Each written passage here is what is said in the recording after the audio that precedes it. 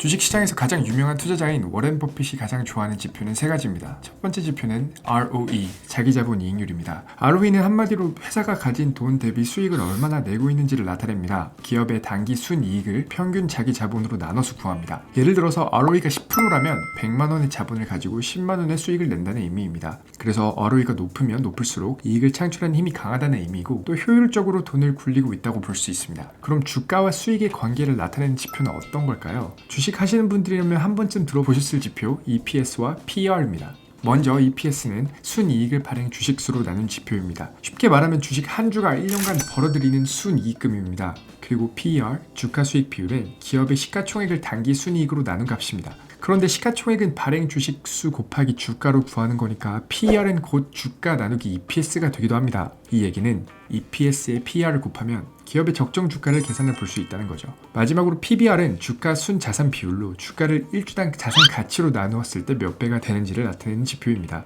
앞서 말씀드린 PER이 주가 대비 기업이 벌어들이는 수익이라면 PBR은 주가 대비 회사가 가진 자산을 의미하는 것입니다. PER이 기업 수익성만으로 주가를 판단하는 척도라면 PBR은 재무 내용과 비교해서 주가를 판단하는 척도라고 할 수 있습니다. 하지만 무조건적으로 이런 지표만 가지고 투자에 임할 수는 없습니다. PER이나 PBR 같은 지표 모두 업종에 따라서 평균치가 다를 수 있고 무작정 이러한 비율들이 낮다고 투자를 하면 밸류 트랩에 걸릴 수도 있습니다. 시장에서 낮은 가격에도 불구하고 안 사는 이유가 있을 수도 있다는 것이죠. 예를 들면 경영진 리스크 또는 죽어가는 산업 등의 이유가 있을 수 있습니다.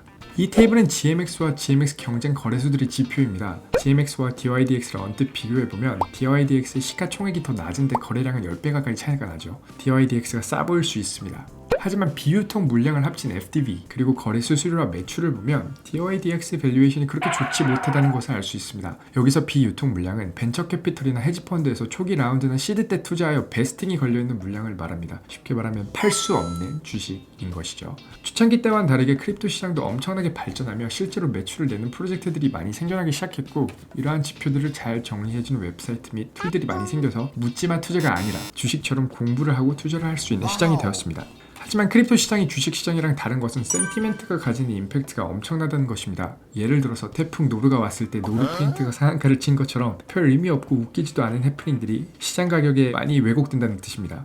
예를 들어서 이미 밈화가 되어버린 일론 머스크는 도지에 관련한 트윗으로 유명한데 일론 머스크가 도지 사진이나 도지 관련 트윗을 올릴 때마다 도지코인이 급상승하는 현상이 있습니다. 최근엔 트위터의 이름과 로고를 X로 바꾸며 X로 시작하는 토큰들이 가격이 급상승하는 해프닝이 있었죠.